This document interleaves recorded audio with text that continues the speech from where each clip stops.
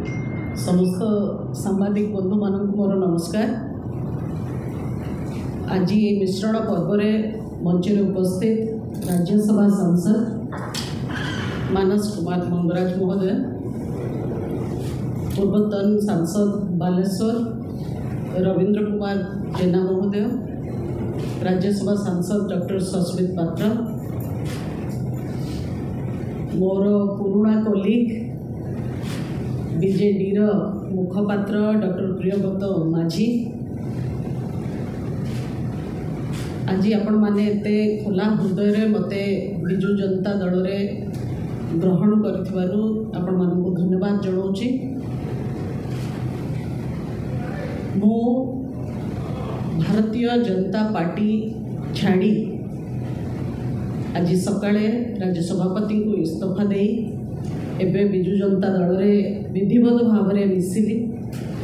कौनसी चेंज केबे सहज न थाए, किंतु change is the only constant. जमती कहती निरंतर जीवन रे अदल बदल होथिबो, आगुकू आमको जीवा पाई बहुत परिवर्तन रो सम्मुखीन हेकिरी आगुकू बढ़िबा को पड़िबो। मो दीर्घ 10 वर्ष भारतीय जनता पार्टी को मोर सर्वस्व जहाँ मो द्वारा संभव, जहाँ मोर व्यक्तित्व जतिकी परमिट करूला, जहाँ मोर स्वभाव से अनुसार से अनुपात रे मो 100% भारतीय जनता पार्टी को देइछि। ओडिशा एवं ओडिशावासींकर सेवा करबा पई कि जो मोर बृहत इच्छा थिला 10 वर्ष परे मध्य मु अनुभव कली जे भारतीय जनता पार्टी रे से इच्छा मोर पूरण हो पारु नाही। कोठी ना कोठी एते परिश्रम तो समस्त अन्य माने भी करूचंती, किंतु एते कमिटमेंट रो सह काम कला परे भी दलर नेतृत्व पाखरे मो आस्थाभाजन हो पारि ना, तांकर कौनसी कारण मो पर भरोसा पाइला ना, एवं अनुभव कली जे मो पाई मो काम भारतीय जनता पार्टी सहित बोधे एतिकी थिला, आउ सेठी मोर काम सरी जाइथिला, आउ काम करिवार सुजोग नथिला।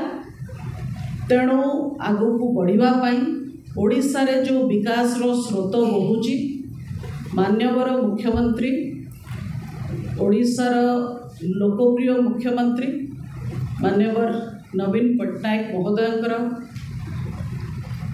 विकास यात्रा रे सामिल होगा पाई निष्पत्ति नेली एवं दल मते खोला हृदय रे खोला मन रे स्वीकार करिथिबारु ग्रहण करिथिबारु माननीय मुख्यमंत्री को अशेष धन्यवाद जनाऊँगी, कृतज्ञता जनाऊँगी।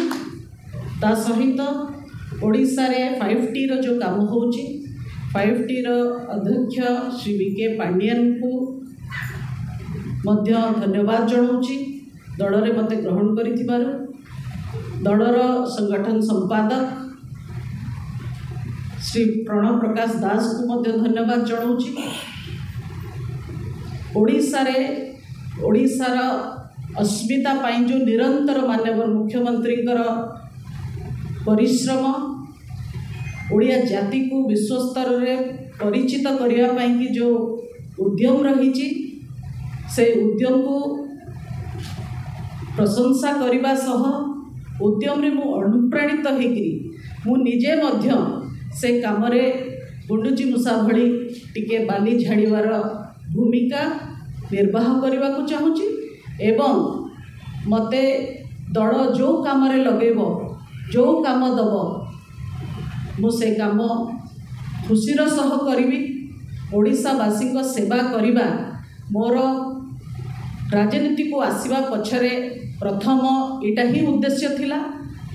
से उद्देश्य भारतीय जनता पार्टी रे पूरण न होबारु मु आज विजु जनता दल रे मु आशा करुच्ची आगुकू मते ओडिशावासींकर सेवा करने को सुजोग मिलिबो एवं ताकू मो स्वभाव अनुजाई 100% निर्वाह करी।